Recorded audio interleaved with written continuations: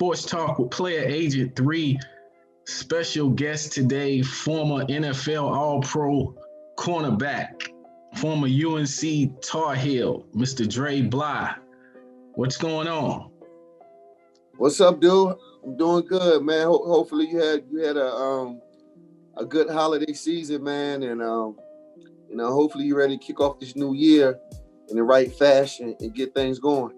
Yeah, man, it's an honor to get you on the show, man.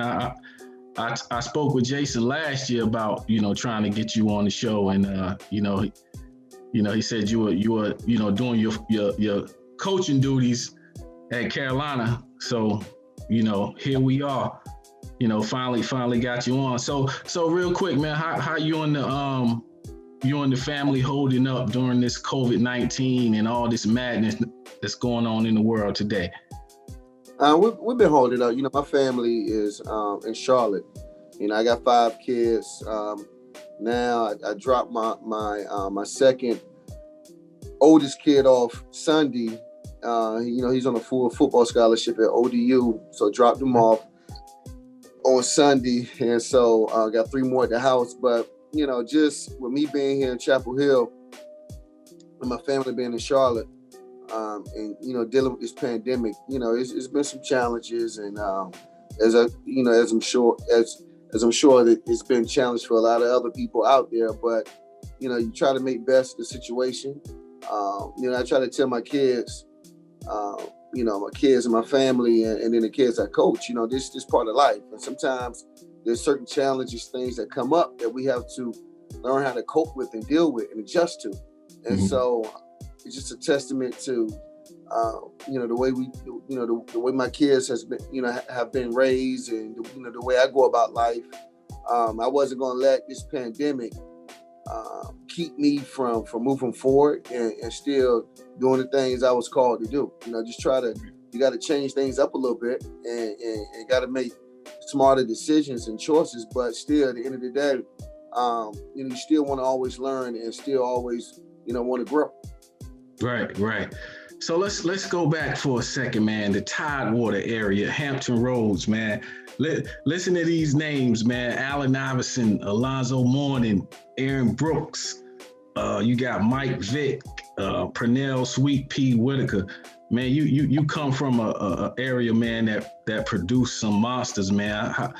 Talk about how it was, man, just growing up in that region, that area of Virginia, man, and just being, blessed by all those names. Yeah, Percy Harvey, D'Angelo Hall. I don't know if you said Cam, Plaxico Barris. The list goes on, man. Yeah. Ronald Kerr, who's considered as the greatest high school athlete ever in the state of Virginia. He's from the 757. But and I tell people all the time, I brag about where I'm from, because I knew of the history, before I came up, and even more learned about it as I was older. But you mentioned the name of Allen Iverson. He's 1 year older than me. We the same generation, came out of high school at the same time. And, people don't know how good of a football player he was. He was just as good in football as he was in basketball. And, I had a chance to have front row seat to some of his games by him playing in the playoffs on my high school field. And so what we call, I'm not sure if you know this, but we call it the 7 cities that make up the 757. You got Norfolk, Portsmouth, Hampton, Newport News, Chesapeake, Virginia Beach, and either Norfolk or Suffolk. I'm not sure which one. I didn't say. Is Churchland considered that part of that? Say it again. Is Churchland considered part of that? The Churchland is Portsmouth. Okay, all right. So that's part of Portsmouth. Yeah. Mm-hmm. So, but yeah, that make so they are part of the 7 cities, and so we all feel like we're one, man, and it's so competitive, man. And what we always say, man, we feel like it's something in that water that we have down there, but we just breed different type guys. And to be so small, of the 7 cities, it's 7 cities. Virginia Beach is the biggest one, but we produce a lot of athletes, man. And so I'm just I'm proud to be from my hometown. I wear it proudly on my chest, and I'm blessed to be a part of that. Blessed to be a part of that fraternity, man, that brotherhood. Right. Now, I'm sure a lot. Well, I didn't know. I don't know about the people out there, but you were a top-notch baseball player as well in high school. Yes, I was equally recruited for football and baseball when I came out. Mm-hmm. Deion was a guy that I looked up to when I was young and tried to do everything that Deion did. But I was a four-sport star, a four-sport guy in high school. Played basketball, as I talked about AI, and had a chance to play against him. But I also ran track, and like during our generation, that's what all the kids did. We played every sport, right. And happened to excel in the sports. Basketball, I was a guy that I called myself like the glove. I was a defensive guy, and I can get. I was good at getting points around the basket. I had I was a streaky scorer. But baseball, yeah, man, baseball, I tell people this all the time. You look at my football career, the one thing you say about me, when I played football, I intercepted that ball. I got that ball on all levels. And one of the reasons why I was able to intercept the ball the way I did, because I could track the ball. And tracking the ball for me came from me being a pretty good center fielder. And that's what I did. And I could locate and track the ball, better than a lot of guys, man. And I was a pretty daggone good baseball player too, playing center field. So it just carried over, man. And baseball was actually my favorite sport. That's my favorite sport to watch. But yeah, baseball was my sport. So what led you to Carolina as a football player? Being that, man, if you look at some of these numbers that these baseball players, the money that they're making, why did you choose football? Well, what happened was football was a little bit more natural for me. Baseball, it was natural as well, but back then, it just required a little bit more preparation. And what happened was, football was the more popular sport.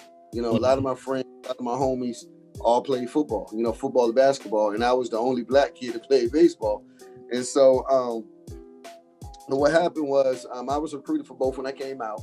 And I was originally slated to play both at Carolina. And what happened was when I first got to Carolina, I was academically ineligible to play baseball in the spring after just me trying to adapt to the college life and the social and the academics and all that combined with the sport. I just struggled in the fall. And so because I struggled in the fall, I flunked a couple of classes, and my head coach didn't let me do anything with the baseball team in the spring because I was on a football scholarship.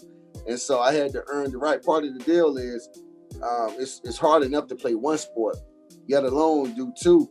But part of the agreement with me playing baseball, I had to handle my business academically, and I didn't. And so I had to sit out my first year of baseball, which I had to pull my grades up in the spring, which I did. And once I went back out, and tried to play my second season, sitting out that first year, man, it was hard. I intercepted 13 passes my first year playing football because I redshirted in football. So my first year at college was a complete red shirt just that whole year. I needed to get stronger. I needed to adapt to, school. And then when I played football that next fall, I intercepted 13 passes. And then I tried to go play baseball after that. And it was hard. I had me having all the success that I had on the football field, going from football straight to baseball. That's a straight year of playing without no break. And it was hard for me, being an 18, 19-year-old kid. And so, and then by that point, I realized that football was my ticket. I had a great year, and just based on what I did my first year playing football, I knew that was going to be my ticket. So I left baseball alone, and I just stuck with football from that point on. Right, and when you got to Carolina, man, and you started playing football, the accolades came, man. You were a two-time All-American, man. 3 times, get it right. Three? Okay, times. My bad. 3 times, and then you set the ACC record for interceptions until I think it was Alfonso Smith or somebody broke the record. But all the success that you had at Carolina, what do you attribute that to? Do you attribute that to your upbringing or the hard work and dedication? Why do you think you were able to do so well at Carolina playing the cornerback position? A couple of things you mentioned, and a lot of times people say 2 times. because my first 2 years I jumped out of the gate so strong and made every All-American team. I was a consensus 2-time All-American, and then my last year I only made 1 All-American team. So, you know, when people introduce me, I correct them, because, you know, like, this is the thing, when you get older and people read your numbers and your accolades, you want them to get it right. And so it's just like when you saying my name, if somebody call me Dre Bly, I'm gonna correct them. It's Dre Bly. But now I was blessed, man, and fortunate to play with some great players. You know, I attribute to the guys that Mac Brown was able to surround me with when I was in college. You know, when you got guys like Greg Ellis and Vonnie Hollidays and Julius Peppers, those guys rushing the quarterback, it make your job easy on the outside. And all I had to do was just play baseball and just, you know, be the center field and go catch the ball. And so that year I intercepted 13 passes, and I had 11. Then I got 2 in the bowl game. And during that time, they didn't count bowl stats, you know, with your career stats. Now they do. So when people ask me, or when they say I had 11 picks, I'm like, nah, homeboy, I had 13. You know, get it right. They just didn't count them back then. But now, if I were to get those 2 picks in the bowl, it would be added. But that year, I tell people this. So I averaged an interception a game, and that's almost unheard of. I mean, it probably would never be done again. I mean, like, another 10, 15 years to go by and it happened. But I tell people, it's just like when Kobe Bryant, the late Kobe Bryant, scored 81 points, right? That would never probably happen again. And everything he threw up went in, right? And it was crazy to think about 80 points. You see Steph Curry and Bron and those guys, you know, they scoring 60 points, and we feel like, dang, I mean, how many more shots can he take? Well, they intercepted 13 passes, bro. I felt like everything that was thrown in the air, whether I got 1 or 2 balls a game, it ain't even have to be thrown to me. You know, if the ball was in the air, I felt like I was going to get it, man. And that's what it was. And it was a tribute to the guys I played with. You know, the Greg Ellises, the Vonnie Hollidays, the Julius Peppers, you know, the Brian Simmons. Those great players that I played with made my job easy. So I attribute to my support, you know, my support system, the guys I had around me. Obviously, you know, I had to be talented to do, you know, to do what I did. You know, all of us are talented to a certain point, but I did not think where I'm from. You know, the way I was raised, you know, being from the 7-5, I always thought I was going to win. I don't care who I went up against, who I competed against, or who lined up across from me. I always felt like I was going to win. I thought I was the best guy on the field. And so you look at that, you know, compared to who I idolized, which was Deion Sanders. You know, if you knew me back when I was playing, and then I tell you about who I played with, and then where I'm from, and then who I looked up to, it makes all sense to whoever know anything about me. I mean, that makes up Dre Bly. Well, what is it with these with the Carolina the guys, man? And particularly the football players. I had Greg Ellis on the show, man, and you know, he told me that, you know, when he came to Carolina, that they wanted him to play on the JV basketball team, and I think he told me that he tried it, but you know, he wasn't able to do both, so he focused on football. Then you got Julius Peppers playing basketball. You got Octavius Barnes, you know, playing basketball. Is it something about Carolina that make you guys want to be dual sport stars? I just think that was what was popping back then. You know, it was a lot of guys that was playing multiple sports, and you know, again, Octavius was he was a highly recruited guy for both sports. You know, Greg Ellis was one of the best athletes that I've ever played with, and Peppers as well, man. And to me, man, like when I'm out doing my deal in my profession, you know, I want well-rounded athletes, guys that play multiple sports, guys that can do multiple things. I tell people all the time, you know, I didn't play football until I got to middle school. I didn't play no little league football. I was a soccer, baseball, basketball player. But because I played all of those sports, it prepared me and had me ready for football when I got to school. You know, so that's why all different types of movements, you know, I can catch. I'm even-handed. You know, people don't even know that I'm ambidextrous, man. I throw a football with my left hand. I throw a baseball with my right hand. I right-handed, shoot basketball right-handed. I golf and bat lefty. You know what I'm saying? It's not, you know, like I can do a lot of different things, man. And so that was just the type of athletes that we recruited, that we look for, that, you know, that Mac Brown like. And, you know, guys that can do multiple things. And that had a big reason to do with why we were so successful back when I was in college. Mm-hmm. What would you say your most memorable game was in college? Most memorable game, I probably have to say, I don't know, I had a few. You know, a few of those games my first year when I intercepted.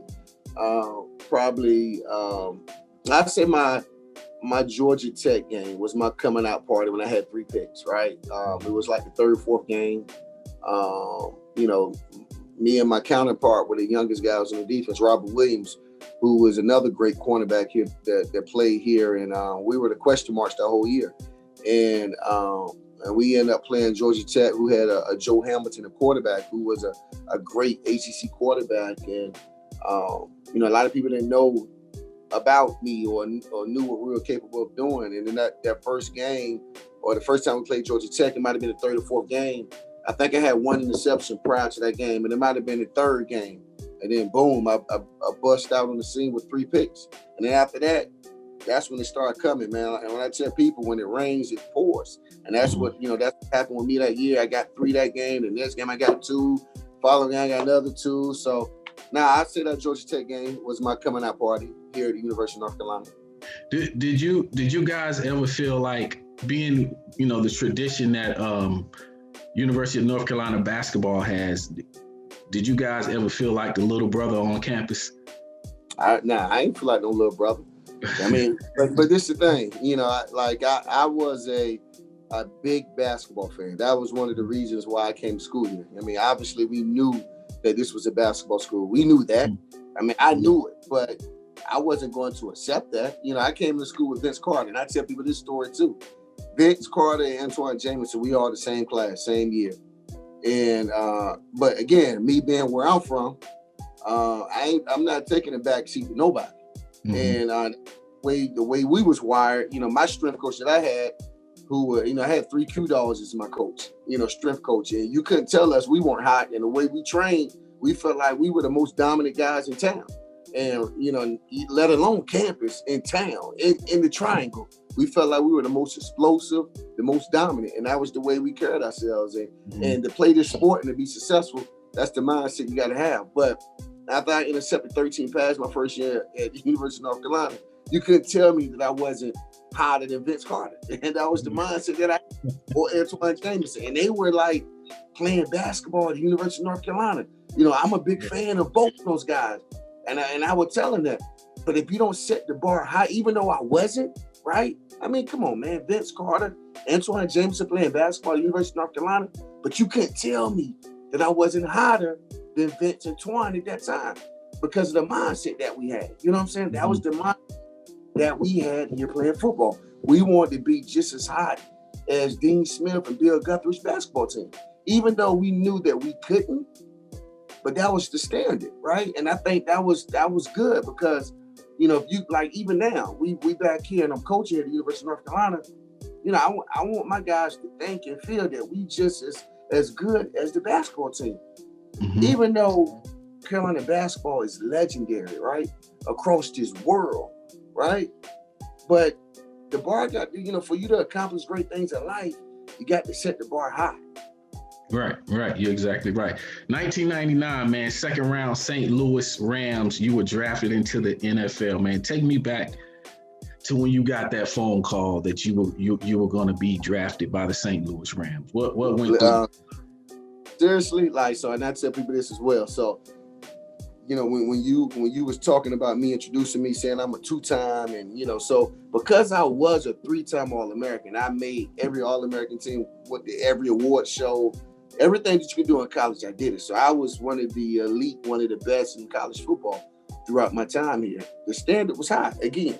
So me going into a draft, and so I came back to school my last year, and I probably should have left. People said I should have left when Matt Brown left in '97 with Greg Ellis and Bonnie Holiday and Brian Simmons. We had 3 first rounders, and if I would have left school that year, I would have been the 4th.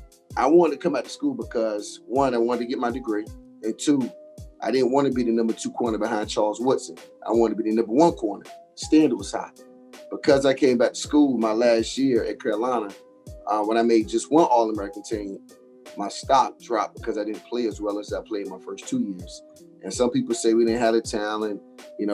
People say, only reason why I made those plays because of the Greg Ellis's and the Bonnie Holiday. And so I had to deal with a lot of criticism that last year, which kind of, my play as well affected my draft status. And so I dropped in the draft and fell to the second round. So I was disappointed that happened. And looking at the guys that was picked in front of me, it was like 6, 7 corners, which I only feel like 2 was deserving, which was Champ and McAllister.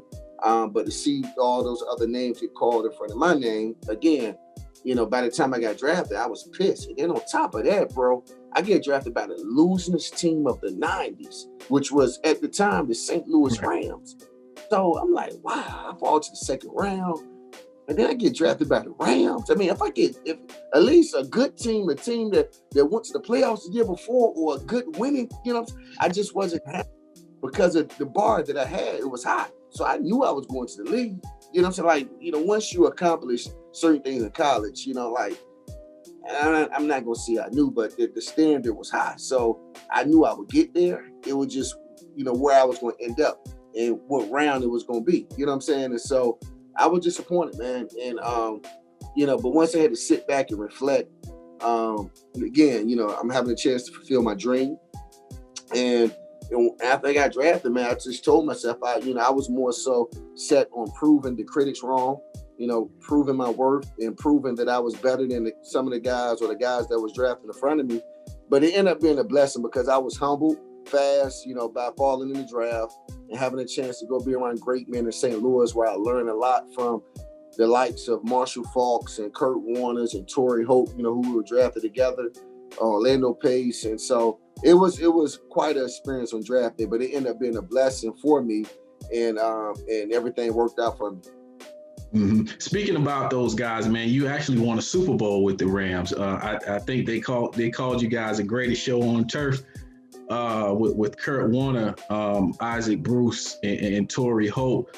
When you guys won that Super Bowl, man, where was your confidence level as a cornerback playing for the St. Louis Rams? It was high. Again, coming in with me having the success that I had in college, obviously none of those guys cared about that the first day I stepped foot on campus, but I had to reprove myself and show that I was worthy to be on that field with those, great players, those good players at the time, but they were becoming great and starting to be great at that time. But practicing, working against those guys, covering IsaacBruce and Torrey Holt and Oz Hakeem and Ricky Prohl and even Marshall when he lined up, going against those guys every day in practice, man, had me so confident on game day that I was prepared and ready for anything, man. And I got more confident as the year progressed. Obviously playing in the NFL, it's a whirlwind, and you playing in front of hundreds of thousands of folks, and you're on TV, the whole world watching. So your nerves was all over the place, but and it's normal to be nervous, right? I don't care how confident you are, you still gonna have some nervous energy, when you're out there playing in front of millions of folks. But my confidence just grew, man. And once we got to a point in the season, we felt like that this was gonna be the year. Nobody gave us a chance. We were the losing team of the 90s. But once we got to week 7, week 8, it kind of sunk in like, dang, like we can do this, you know what I'm saying? Mm-hmm. And I'm telling you, like, and the more and more I got involved, the more confident I got, the more confident my players had in me, the more confidence we had in one another. And then the rest was history, man. Mm-hmm. It was really a blessing to be a part of that team. And, we tight even today, the relationship that I was able to form. But when you look back on what we were able to do that year, man, it was truly a miracle that we were able to experience what we did that year. Now, your second stint came with the Detroit Lions, and it seems like you kind of took off when you were with the Detroit Lions, becoming all-pro. You made a couple of Pro Bowls. Do you feel like being able to play with the Kurt Warners, the IsaacBruce, Torrey Holt, Ricky Prohl, all those guys prepared you for the success that you had with the Detroit Lions? Oh yeah, ain't no doubt. I tell people that all the time. So I think playing my first 4 years with those guys definitely prepared me for when it was time for me to leave to go to Detroit. I was ready to be a leader. I was ready to be, that guy. And that was something that I learned from playing with the guys that I played with in St. Louis and competing against the guys I competed against, man, it was time for me to take that next step. And that's when, again, I told you, covering those guys every day, having battles, those guys beating me up badly. Now, all of those guys that we named, they all Hall of Famers. They are all Pro Football Hall of Famers. But just going against those guys every day, and I felt like if I could cover those guys, and if I did, well enough against those guys every day in practice, right? Came game day, it was going to be a breeze for me. And that's what it was, man. And I think Detroit, I was able to show a different side of me, which was being a leader. Taking what I learned from those great players, those great veterans in St. Louis, and applying it to a younger team in Detroit. Unfortunately, we weren't able to, win a lot of games, but I was able to benefit individually, for leadership and being, for my play. And, at the end of the day, that's not why I play the game, for individual accolades, but the best part of that was what I was able to do as a leader, which made me the most proud. Mm-hmm. All right, two-part question, man. Who had the best hands, and who was the fastest receiver that you had to cover? Best hands that I've ever played with or against, I would say Torrey Hope. Torrey Hope caught everything, he caught everything with his hands. And if you pay attention to receivers even today, a lot of guys cradle the ball. They cradle the ball. Torrey catches everything. He pluck everything. Bam, with his hands, and that's how I catch the ball too. And so, but Torrey Hope, I would say, had the best hands. And what was the other question that you asked? The fastest. The fastest receiver that I played against, not with. Yeah, Randy Moss. Wow. Randy Moss, bro, on turf. Wow. In 1999 and 2000. In 2001, he was the scariest player. Like the scariest, not dangerous or the best. He was the scariest player, right? In all of football. It might be one of the scariest players of all time. Him and Michael Vick had coordinators nervous as heck, bro. On turf. On turf, I'm just telling you, it wasn't pretty. Okay. When did Dre Bly know it was time to hang up his cleats? I actually didn't know. It took me, and this is the thing I tell my kids I coach. The transition phase is hard. And with us as professional athletes, what we deal with is the transition phase. That's probably the biggest struggle. When we can accept the fact that we aren't what we used to be, and we can't do what we did the year before or years before. Right. And for me, that didn't happen until 2 years after I was cut. My last year in San Francisco, which was 2009, you couldn't tell me that I wasn't a Pro Bowl player from 2005 or 2004. And that was the biggest thing for me in accepting and me now coaching, when I coach guys, telling guys to accept their role. There's other things you can do to make yourself worthy and valued, which is, more so the leadership role, right? And, I played the game at a certain level ever since I stepped foot on the field, which was in college, being a special talent, a guy that made plays. And once I got towards the end of my career, me accepting that I wasn't that same guy was hard. And I think it took me a couple of years after the fact, when I was done, to realize that it was over and I wasn't the same guy. And I probably, if I would have accepted it right after that 2009 season, I probably could have played 2 or 3 more years. You know what I'm saying? And so because I still thought I was the 05 Dre Bly, I think that hurt me not play 12 or 13 or 14 years, because I was completely healthy. I finished the game, bro. I only had one surgery, and that was my wrist, my knees, everything was good, shoulders.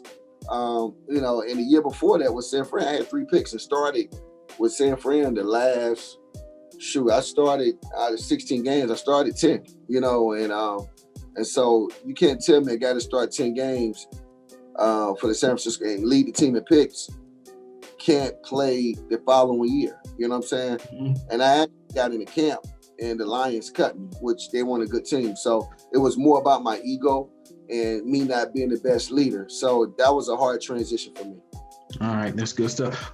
Just a couple more things, man, I want to get to before I let you get out of here, man. I'm a couple of names I'm gonna throw at you. The first thing that comes to mind. I'm gonna throw a couple of names at you. Deion Sanders. My idol. Rod Woodson. Shoot. One of the best to ever do it. Last one, Sean Taylor. A dog. He said a dog. Oh, animal. Yeah. Okay. Who in today's game reminds you of yourself? Who in today's game remind me of myself? That's interesting, man. Because I watched the game and try to critique the DBs as I would want those guys to critique me, and who I would say make play. Because I was got to make plays. I made tons of plays. I caused 20 fumbles and intercepted 43 balls in the NFL, and had 22 picks in college. And so, who do I watch daily that reminds me of myself? I can't say that I've, because I was very, I wasn't the most physical guy. I wasn't a tackler. I was, I played that ball. So I'm not sure if I've noticed a guy that I would say, because if they do one thing, they might do one thing I do, but they might do the other way better than what I do. You know what I'm saying? Or vice versa. So I'm not going to say that I've located or spotted someone. I got a couple of guys I like. I train Stephon Gilmore. I've trained him, and I'm a fan of Stephon. Jalen Ramsey, watched him play this year. I wasn't a fan of him some in Jacksonville because of some of the things he was doing on the field, off the field to get up out of Jacksonville. But his play this last year or two has been, he's been a dominant guy. So I've been a fan of him. Darius Slay, and I've been a fan of him, watching him play in Detroit. Big fan of his game. And Marshawn Lattimore, having a chance to work with him in New Orleans when I interned with the Saints. I'm a fan of his game as well. Okay. All right. That's good stuff. Last thing, man. One more. Go ahead. Xavier Howard. That's the last one. Okay. I want you to, this last thing, man, I just want to get your thoughts real quick on the whole social justice thing with professional athletes. With Colin Kaepernick starting it by, taking a knee. What are your thoughts on, athletes speaking out in this day and time? I like it. I mean, I think, that's the way this country has been. When freedom, when you speak freely, is accepted, right? And I haven't ever known that to be a problem. But for us to ever, what I tell kids today, we got to be able to open up and talk. If we're going to see change and if we're going to have change, you got to be able to express your feelings. But just some of the things that's been going on in this country, it's sad. You wouldn't think that some of the things that have transpired in the last 100 years. I mean, just that some of these things will happen, and more so recently, just what we've been able to witness, as we've been growing up and living. Wow, you just wouldn't think that some of these things would happen. And when we were young, we just didn't know. We weren't aware of what happened in the 70s and the 60s and how our parents and grandparents just talk about it. But now we get a chance to witness today. And some of the racial injustices and some of the things that we've seen on TV, that's the most frustrating thing, that we have to see it on TV, right? That when you turn on the TV, CNN, news, that's what they show. And right. It's so sad that of all the stuff that they can show, they show that. So it's like it's shown sometimes to get us, to get us angry, right? To get us upset. So that's the frustrating part, man. So it's been tough, man. You know, what I try to do is try to tell my kids, you know, try to talk about choices and the right things to do, and you know, you can't really control some of the stuff that happens, right? But you can put yourself in a position where, you know, where you can kind of just be prepared for a little bit more. You know what I'm saying? Mm-hmm. You know, in some sense, in some case, you know, by where you go, what you do. And so that's what I try to do. I try to educate my young men and my kids and family members on that. But it's sad, and hopefully we can see some change, right? You know, the more that we speak on it, the more that we acknowledge it. I think that's the biggest thing for us to see changes. We got to acknowledge it, and I think people now are starting to accept it, right? And you like to hope that we can continue to grow, man, and just learn from our mistakes. Right.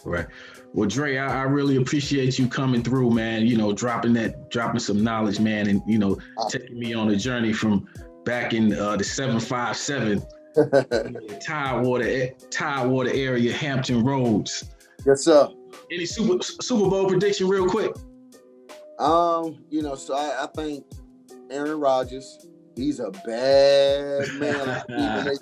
He is a bad man. But Tom Brady's Tom Brady got his first one against me in 2001. So I have nothing but great deal of respect for Tom Brady. But I played in Detroit, man, and we used to go to Green Bay every year, man. And that's a hard place to play. You know, 60,000 fans or not. You know, they can have 10,000 in stands. It's still, you know, playing in that cold, bro, going down to Green Bay. Going down to that stadium, traveling through that little small town to get to that stadium, bro. That's a tough place to play. So I like Green Bay to come up out of the NFC, and then that West, the AFC. You know, how can you pick against Kansas City, right? If Patrick Mahomes play, it's hard to pick against those guys. But you know, Buffalo, I think they're playing some great ball as well, and defensively. You know, I think they might be able to contain Patrick Mahomes a little bit, man. So it's going to be interesting in the AFC. But if Patrick Mahomes is healthy, I like Kansas City and Green Bay, and I'm going to get a nod to Green Bay in the Super Bowl. All right. There you have it. And I'm going to say, I want to say this one thing to you, man. You said this earlier in the show about Ron Curry, who I thought was an exceptional athlete, but I will not put him over Allen Iverson in terms of, you know, being one of the, you know, the better athlete from the 757.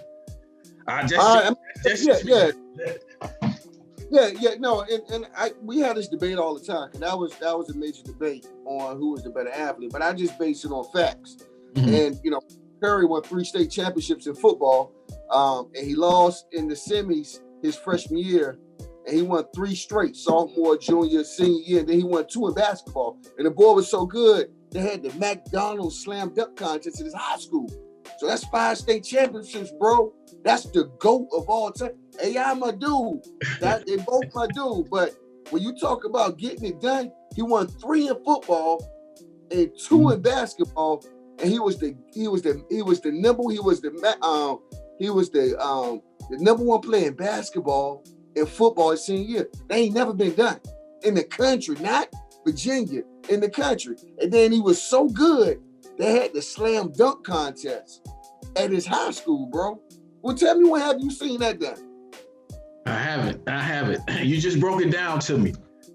Yeah, AI won it his junior year in football and basketball, right? Mm-hmm. So he only won 2 state championships, and he might have won 3. He might have snuck up and won in his sophomore year. I'm not sure. But Ron C won 5, bro. 5. And he was the number 1 player in football and basketball his senior year in the country. I'll call it spade, bro. Man. That's a lot of work, man. That's a lot of work. Yes, sir. I appreciate you coming on the show, man. Hopefully down the road I'll be able to get you back on, man. We could talk about some other things, man. But again, man, thank you for coming on Sports Talk with Player Agent 3. I will definitely let you know when your episode will drop. So, you know, be looking forward to it.